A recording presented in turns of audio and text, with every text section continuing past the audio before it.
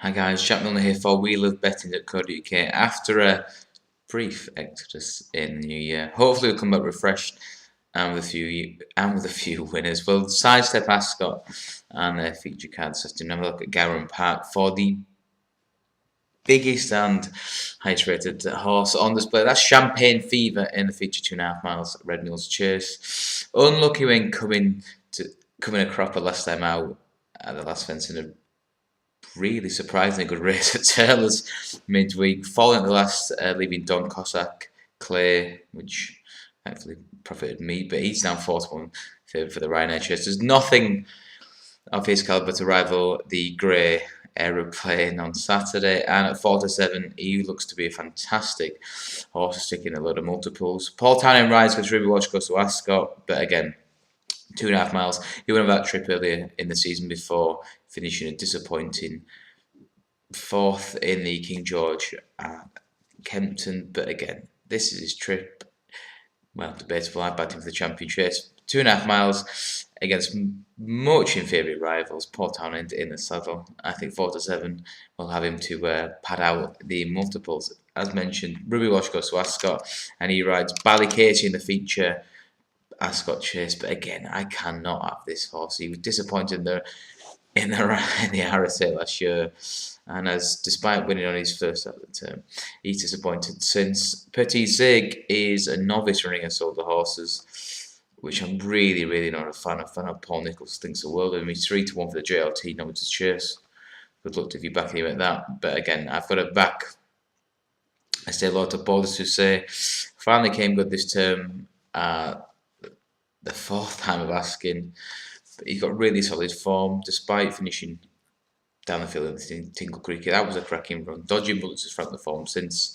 Given too much to do in the Wayward Lad at Kempton over Christmas, but back to winning ways. Right-handed on soft ground, looks just the ticket. And despite 2 miles, 5.5, possibly stretching his stamina, it's going to stretch Petit Zigs further. And the 11th price of 11-4 he gets a nod for Wayne King and Alan Hutchinson. Alan King and Wayne Hutchinson even. The opening 2 races are very disappointing fields. 4 races, despite them both having £5,000 and £18,000 bonuses if you attract, I think, 6 or more runners. Well, there's just 4, so well done, Ascot. Keep trying. But the handicap chase on the card has 7 go to post, and I'm a big fan of Lucinda Russell's Clondaw Knight. I put him up in the Bet Victor Bet Rescue daily column on behalf when he won last time out, whether it 10-1. Horse that's been absolutely crying out for 3 miles up a fence. He's won a point-to-point in Ireland. He's been brought along steady since. Despite he's got a career high mark to the 540, but if you go back and look at the race last time out, he won pulling a cart. He could not have been more impressive. Handicap has acted accordingly, unfortunately, putting up the stone, but this looks an absolute quintessential perfect race for him. Peter Buchanan in the play once more, and I think at the price of 4-1, he's a really good bet.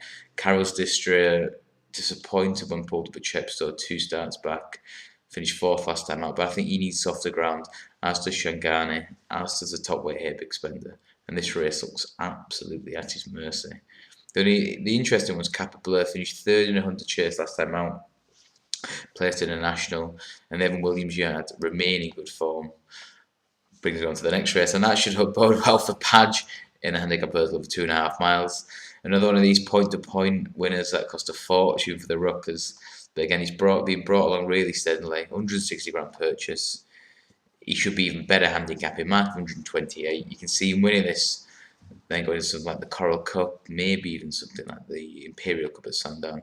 But 4-1, it looks a cracking bet for the ever-informed Evan Williams stable. Another one of these horses that brought along steadily for different connections is Wuff, and that's the only bet I fancy over at Haydock. We mentioned these Tom George and Paddy Brennan horses that run novice hurdles, don't do very well, and get brought into novice handicap chase company. We put up Stellar Notion twice when he won on his handicap chase debut at Leicester, and then followed up, I think I got half of Huddersfield on him when he won on King George Day at Kempton. Wuff has a very similar profile, beaten on the corresponding card last term and not seen for about 364 days. But again, an opening mark of 128 over fences. He's always at the chase in the making, and he can round off a lovely little Super Yankee to keep us occupied and earn a lovely night out on Valentine's Day. Be lucky.